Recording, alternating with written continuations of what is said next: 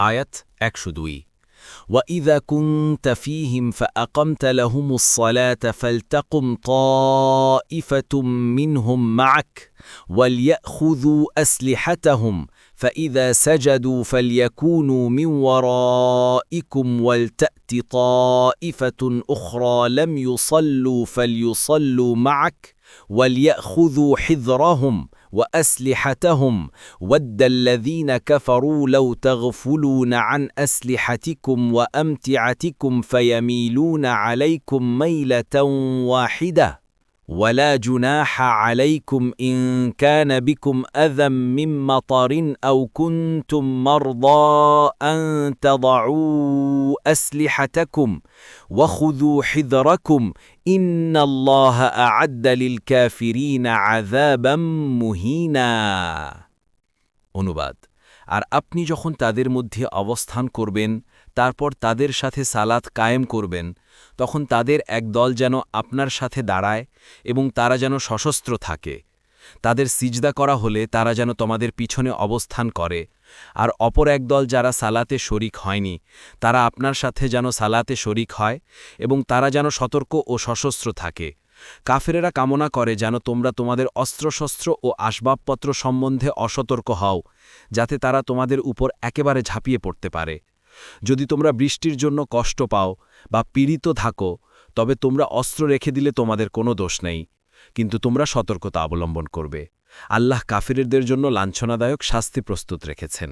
তাফসির ১ নং ফুটনোটের বিবরণ। আয়াতে বর্ণিত সলাতটিকে বলা হয় সলাতুল খাউফ বা ভয়ভীতিকালীন নামাজ। এ আয়াত নাজির হওয়ার সময় সম্পর্কে বিভিন্ন বর্ণনায় এসেছে যে রাসূল সাল্লাল্লাহু আলাইহি ওয়াসাল্লাম একবার উসফান উপত্যকায় অবস্থান করছিলেন। রাসূল সাহাবাদের নিয়ে জোহরের সলাত আদায় করতে দেখে কাফেরদের কেউ কেউ বলে বসল যে এ সময় যদি আক্রমণ করা যেত তবে তাদেরকে জব্দ করা যেত। তখন তাদের একজন বলল, এরপর তাদের আরেকটি সলাত রয়েছে যা তাদের কাছে আরও প্রিয়, অর্থাৎ আসরের সলাত। তখন তাদের কেউ কেউ সে সময় মুসলিমদের উপর আক্রমণের ইচ্ছা পোষণ করলে আল্লাহ তাআলা এ আয়াত নাজিল করে সলাতুল খৌফ পড়ার নিয়ম পদ্ধতি বর্ণনা করে দেন। মুসান্নাফ ইবনে আবি শাইবা ২-৪৬৩, মুসান্নাফ আব্দির রাজ্জাক ২-৫০৫, মুসনাদে আহমদ ৪-৫৯, আবু দাউদ ১২৩৬, নাসাই ১৭৭, মুস্তাদরাকে হাকিম ২-৩০৮। ২ নং ফুটনোটের বিবরণ।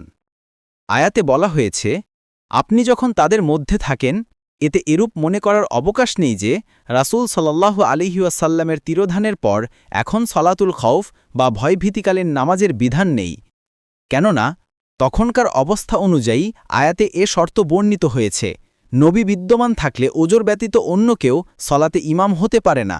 রাসূল সাল্লাল্লাহু আলাইহি ওয়াসাল্লামের পর এখন যে ইমাম হবেন তিনি তার স্থলাভিষিক্ত হবেন এবং সলাতুল খৌফ পড়াবেন। সব ফেকাবিদদের মতে সলাতুল খৌফের বিধান এখনও অব্যাহত রয়েছে, রহিত হয়নি।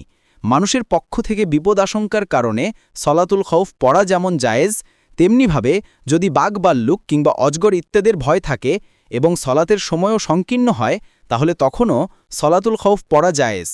আয়াতে উভয় দলের এক এক রাকাত পড়ার নিয়ম বর্ণিত হয়েছে। দ্বিতীয় রাকাতের নিয়ম হাদিসে উল্লেখিত রয়েছে যে রাসূল সাল্লাল্লাহু আলাইহি ওয়াসাল্লাম ২ রাকাতের পর সালাম ফিরিয়েছেন।